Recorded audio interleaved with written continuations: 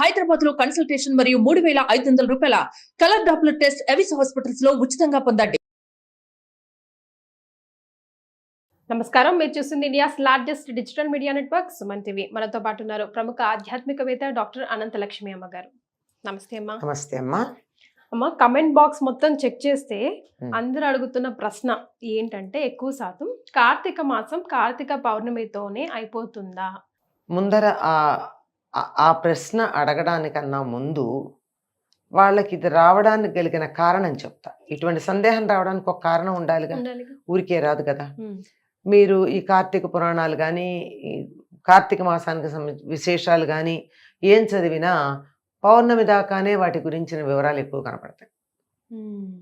పౌర్ణమి తర్వాత వచ్చేటటువంటి కృష్ణపక్షంలో, కార్తీక కృష్ణపక్షంలో ఏమీ ప్రత్యేకంగా లేదు. ఉన్నది ఒక్కటే ఒకటి ఉంటుంది, అది కూడా తెలుగు వాళ్ళకి సంబంధించింది, ఇంకేం లేదు. మళ్ళీ కార్తీక మాసం ప్రారంభం అంటే మరి ప్రారంభంలో బలిపాడ్యమి లేదా గోవర్ధన పూజ, భగిని హస్త భోజనం, ఆ తర్వాత భ్రాతృవీర్య అని ఉంది. మన ఎవరు వాడరు, మన వాడకంలో లేదు.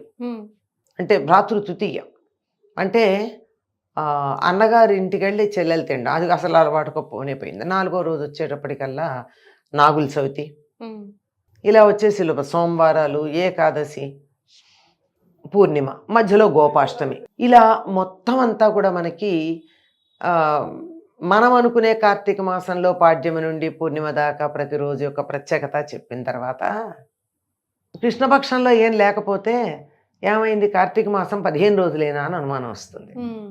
కానీ దీనికి కారణం ఏమిటంటే, నెలలని లెక్క పెట్టే పద్ధతిలో పేర్ల దగ్గర చిన్న తేడా ఉంది ఉత్తర దేశానికి దక్షిణ దేశానికి. ఉత్తర దేశంలో వారికి నెల పౌర్ణమి వెళ్ళిన పాడ్యం నుండి మొదలవుతుంది. అంటే మనకు ఆశ్వీజ పౌర్ణమి అవ్వంగానే, అంటే అమ్మవారి పూజలు అయిపోతాయి కదా దశమికి, తర్వాత వచ్చేది పౌర్ణమి కదా, ఆ పౌర్ణమి మర్నాడు వచ్చేటటువంటి పాడ్యమి నుండి కార్తీక మాసం మొదలయ్యి మనం కార్తీక పౌర్ణమి చేసుకునేటప్పటికి నెల పూర్తవుతుంది. మనకేమో అమావాస్య తర్వాత వచ్చే పాడ్యమి నుండి మొదలు మళ్ళీ అమావాస్య దాకా. ఉత్తర దేశంలోనేమో 15 రోజుల ముందు వస్తుంది. మనకి ఇప్పుడు కార్తీక శుద్ధ అంటే కార్తీక మాసంలో శుక్లపక్షం ఏదైతే ఉందో అది వాళ్ళకి కార్తీక మాసంలో శుక్లపక్షమే. కానీ కార్తీక మాసంలో కృష్ణపక్షం ఉందే, పౌర్ణమి తర్వాత వచ్చేది, ఇది వాళ్ళకి మార్గశిర మాసం వచ్చేస్తుంది. మనకి ఇంకా ఆశ్వీజ మాసం కృష్ణపక్షం ఉన్నప్పుడు ఉత్తర దేశం వాళ్ళు కార్తీక మాసం కృష్ణపక్షంగా వాడతారు. కృష్ణపక్షంతో మొదలు. అందువల్ల వివరాలన్నీ పూర్ణిమ దాకా ఎక్కువ ఉండడంతో ఇక్కడతో అయిపోయిందేమో అని అనుకుంటారు. ఇది ఒక మాట.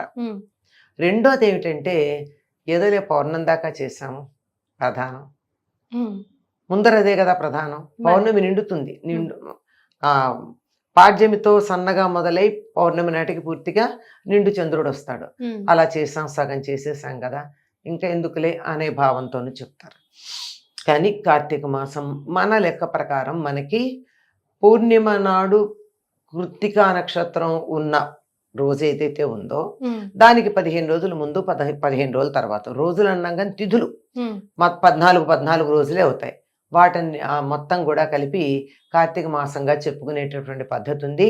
అందువల్ల పూర్ణిమతో కార్తీక మాసం అయిపోలా. అయితే ఉపవాస దీక్షలు మిగతా 15 రోజులు చేస్తే ఎలాంటి పుణ్య ఫలితం వస్తుంది అని అడుగుతున్నారమ్మా.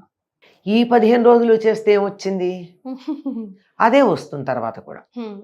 మొత్తం కార్తీక మాసం ఏమిటంటే, మనకి ఈ సంవత్సరం కొంచెం ఆలస్యంగా వచ్చిందిను, చలి ఇంకా ఎందుకో ఉండవలసినంత తీవ్రంగా లేదు.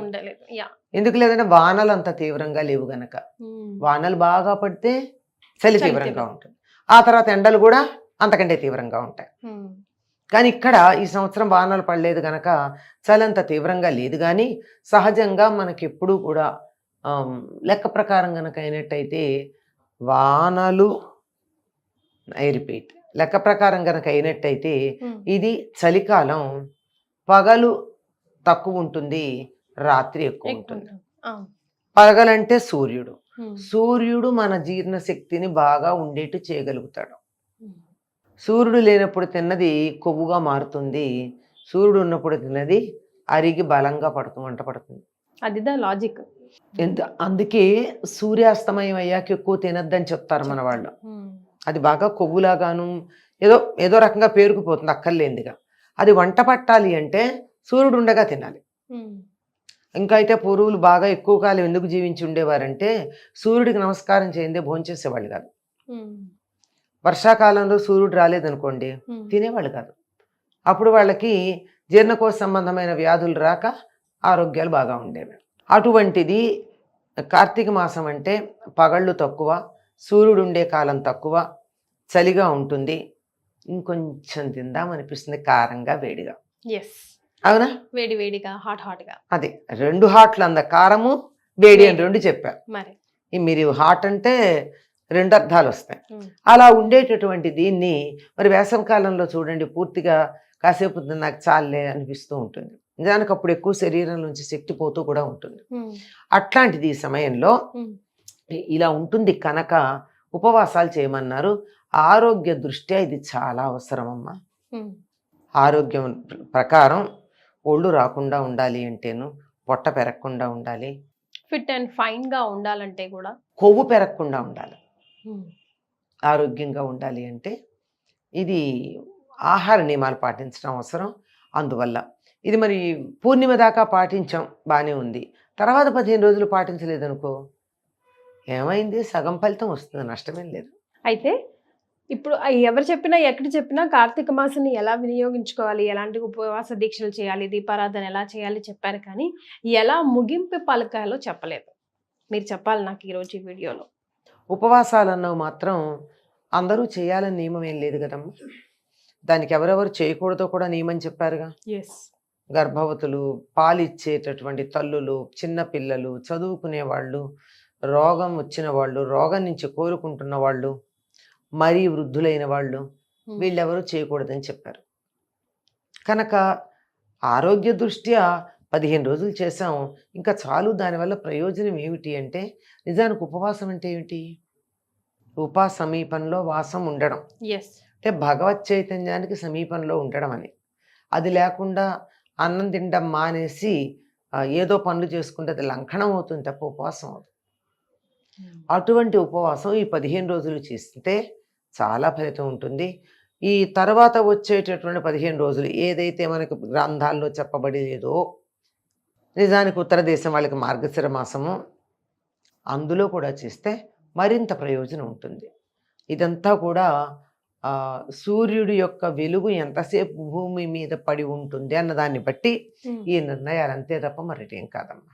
ఇప్పుడు మనకి పౌర్ణమికి కార్తీక మాసం అయిపోతుంది అని చెప్పాను కదా, అంతకు ముందు 15 రోజుల ముందు అవుతుందని మొదలవుతుందని. ఆ కారణంగానే మనం కొన్ని గ్రంథాలు చదివితే, సంస్కృత గ్రంథాలు, దీపావళి కార్తీక బహుళ అమావాస్య అని ఉంటుంది. మన లెక్క ప్రకారం అమావాస్య ఏది? ఆశ్వయుజం. కానీ అప్పటికి కార్తీక బహుళ అమావాస్య అని. అలాగే నరక చతుర్దశిని కార్తీక బహుళ చతుర్దశి అని, ధనత్రయోదశిని కార్తీక బహుళ త్రయోదశి అని గ్రంథాల్లో ఉంటుంది. చిన్నప్పుడు నాకు సందేహం వచ్చేది, దీపావళి మర్నాటి నుంచి కదా కార్తీక మాసం, ముందు ఎలా చెప్తున్నారు, ఎక్కడో ఏదో తేడా ఉంది అని. తర్వాత అక్కడ కాలగణనకి ఇక్కడ కాలగణనకి ఉన్న తేడా తెలిసాక ఇది అర్థమైంది. Right. Thank you so much అమ్మా. నమస్కారం.